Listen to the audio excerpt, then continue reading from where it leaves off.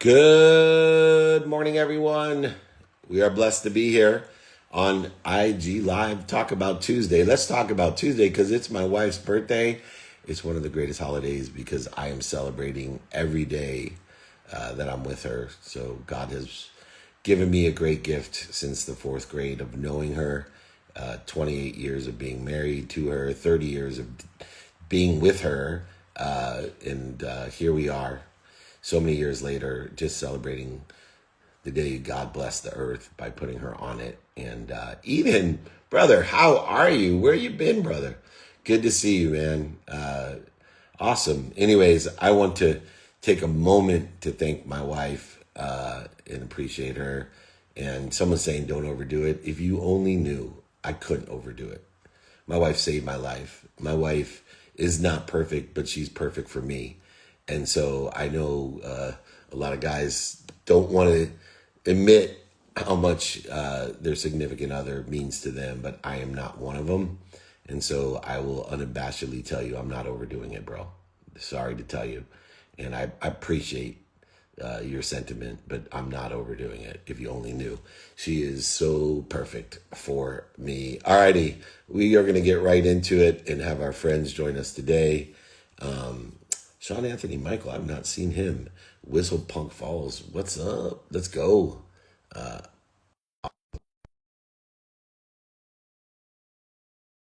Shaun Anthony Michael, and as we are pre-ordering our book, Don't Do Business with Dicks, his new book came out last month. Whistle Punk Falls, this powerful coming of age novel sets a psychological collapse, and it is a sophisticated book.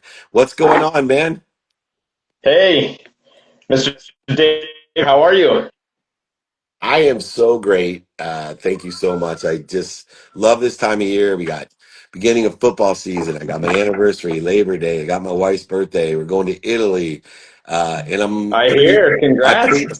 pre-launching my pre-order. So I'm way behind you. Where my book comes out Super Bowl, but we decided on my wife's birthday and beginning of football season to pre-launch a pre-order.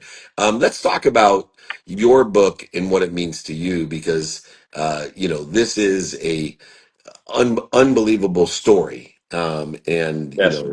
your work has appeared in so many publications. What does your work mean to you? I think that this book in particular, Whistle Punk Falls, is an encapsulation of 15 years of working with teenagers and being a person myself. And I think the gist of it is when you're trying to love somebody, you realize a lot of your own frailties and a lot of your own weaknesses and challenges. The person in this book, the guy with the mohawk and the punky jacket, his name is Malachi Loud McCrally. Loud's his nickname, and he's got a lot of challenges that are very exterior and overt. He's convinced he can talk to the ghosts of Kurt Cobain and other mysterious figures in Washington state history. But the friends in his life and his family members and so forth, when they're trying to love him, they end up seeing how they themselves are messed up. They have some things about themselves that make it hard for them to love him.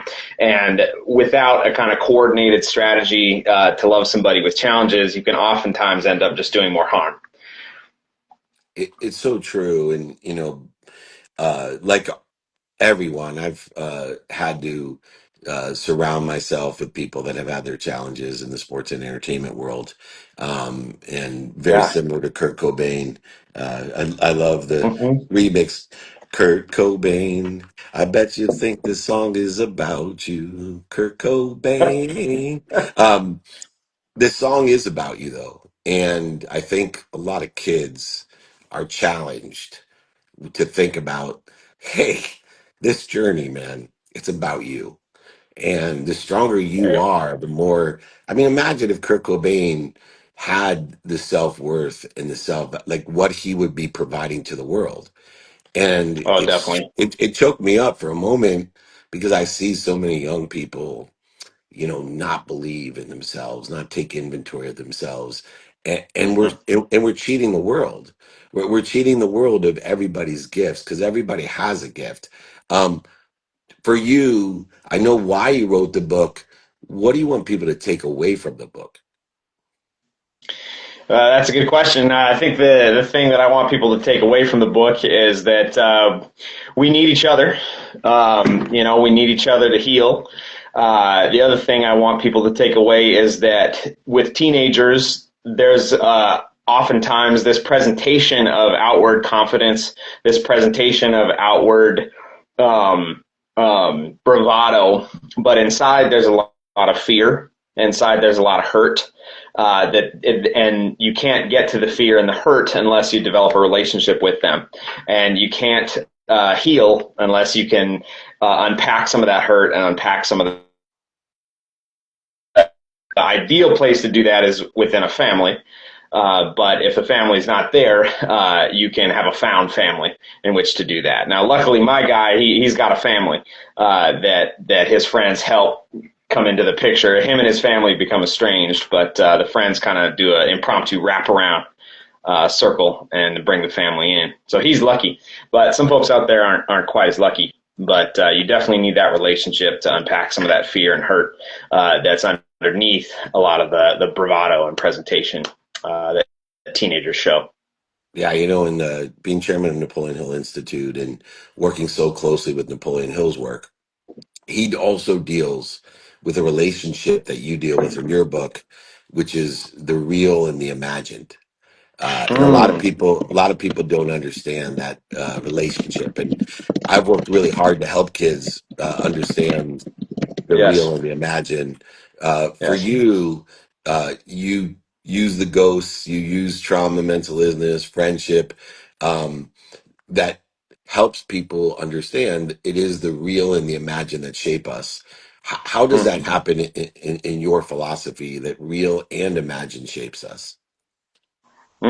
Yeah, that's an amazing question. I love that conceptualization of those two. I think we that when we're in isolation, our imagination can end up being. I think our imagination can turn against us and warp us unless we're around some good people to help us see the bright sides of our imagination and help us shine. The real who we are is oftentimes so much better and so much more beautiful and so much more worthy than we think it is. Because I think when we're in isolation, our imaginings can get quite dark. Mine can, my characters can, the students I work with every day, their imaginations can get pretty dark and can get pretty down. And so I think when we're around real people that love us and who are positive and can help us reflect our light back to us, that's where that those two combined. And then when the real hits us, our imagination can get bigger, stronger, brighter. And so I think the best way to have that imagination be as bright and strong as it can be is by being in real relationship with people. And that's good, right? Because I'm a writer, that I spend a lot of time alone at my keyboard typing away, right?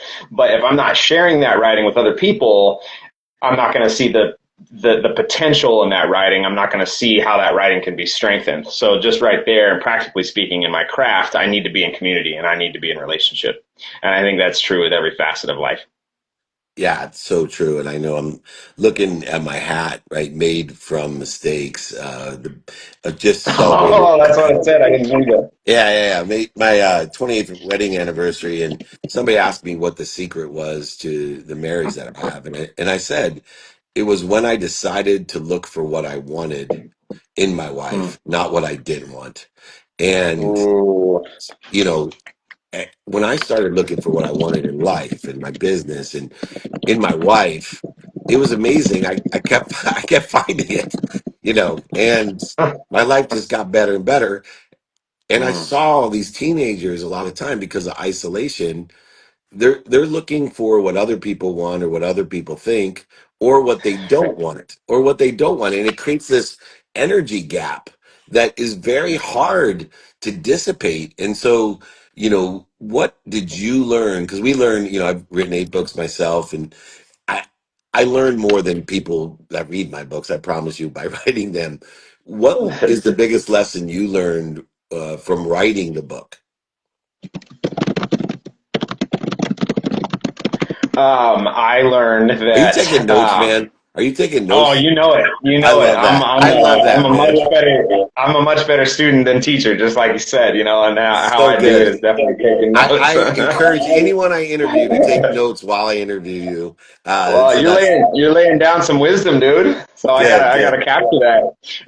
Yeah, the thing I learned from writing the book, I mean, so much. I mean, about myself. I think I learned that as a teacher and as a and also just as a person, I tend to underestimate the power and strength of young people.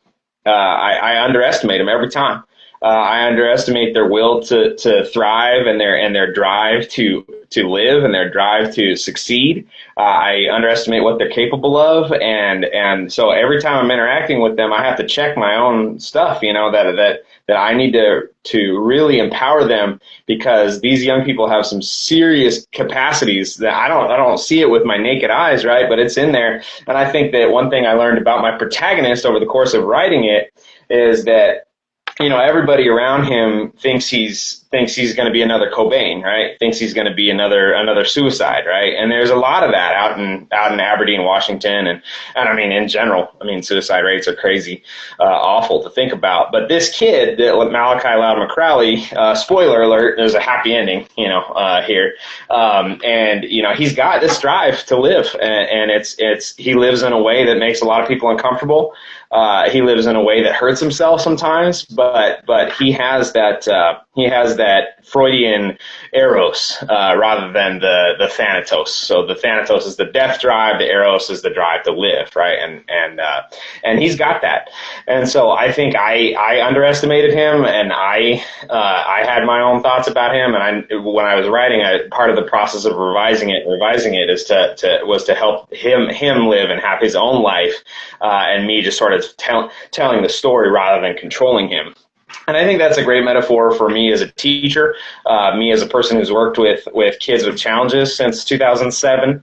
A lot of the problems initially in my relationship with teenagers is just that I underestimate them, and I fail to see their strengths. And so, when I'm working with them, I need to have the metaphorical scales fall from my eyes, so to speak, and allow who they are to really shine and to create conditions for them to shine. So beautiful, man. Whether you want to listen to his poetry or learn the lessons from the stories of Whistle Punk Falls, hold up the book one more time. We're going to have to help. Not only are we promoting the pre-order of Don't Do Business with Dicks, we're straight out promoting this new book in the alignment of the numbers of the angels, 811, August 11th. That's a God number right there. If you Nice.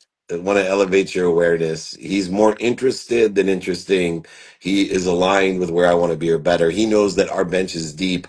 Let's work with our kids and help them explore friendships, mental illness, utilize what we all have, our trauma and our ghosts, to reconcile the real with the imagined that will shape the divine direction that all of us will be in. Out of Seattle, Washington, the home of Warren Moon, Hall of Fame quarterback, and my good friend is Shaun Anthony McMichael. Thank you for joining me, my friend. We'll talk to you soon. Thank you for having me on the show, David. Congrats on the book. Congrats on your anniversary. Have a good morning, sir. Right on. Thank you, man. We're gonna have him back, that's for sure. We are absolutely in good company. When I talk about don't do business with dicks, those are the kind of guys you hang out with, the right people, the right ideas. All right, our next friend on my wife's birthday, he's rocking and rolling here with us as well, and.